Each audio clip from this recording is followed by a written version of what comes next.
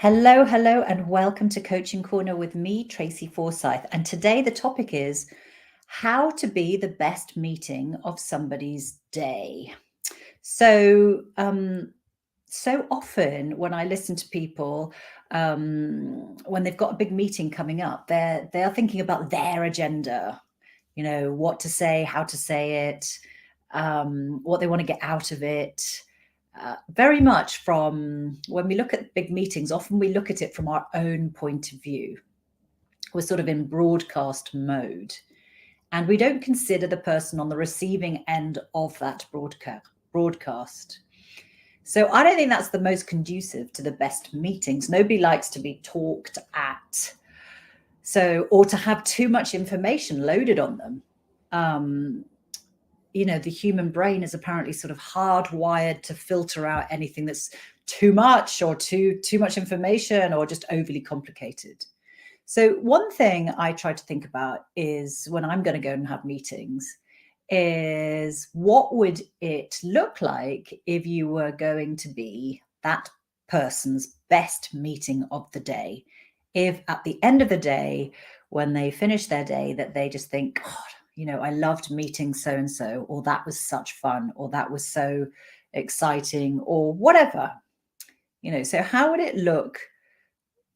How would it be if you looked at it from the other person's point of view?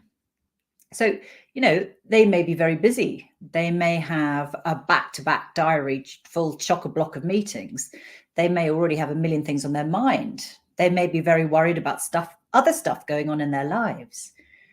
So I think it's like a really important thing to think about. In his book, How to Win Friends and Influence People, Dale Carnegie writes, if there's any one secret of success, it lies in the ability to get the other person's point of view and see things from that person's angle as well as from your own.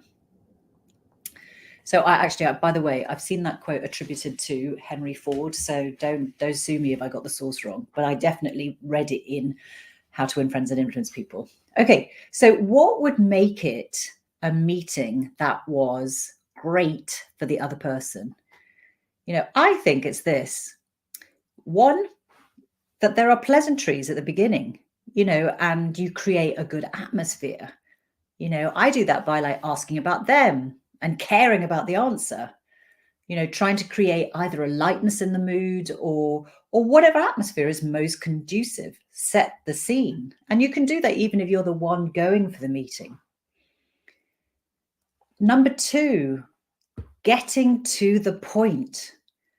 I think it's so important not to waste people's precious time.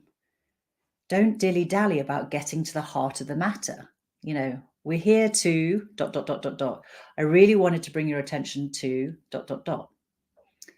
So number three, share relevant information, insight, and options. No one needs the Encyclopedia Britannica or chapter and verse in terms of explanation or information or how you got to this point, etc., etc.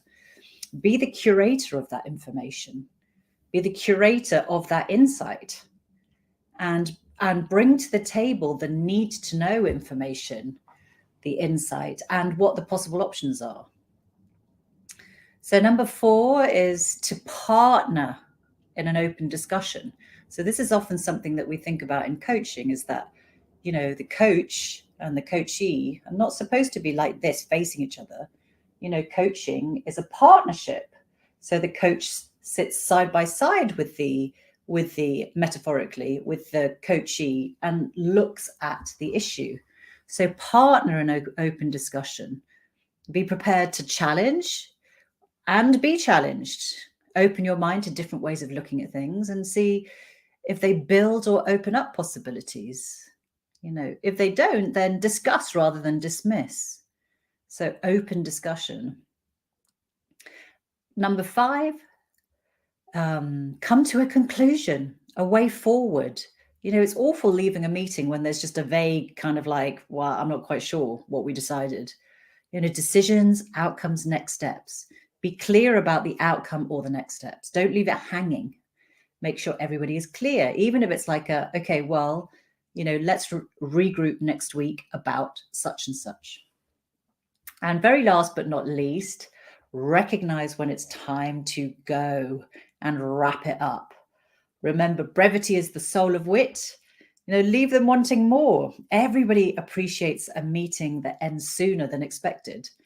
So if you're done, you're done. And let everybody enjoy that extra 5 to 10 minutes back in the diary. Okay, so go forth, try it out. Maybe you already are the best meeting of the day for somebody. And if you're not, try it out and see what happens and let me know. All right, I will see you next week. Take care. Bye.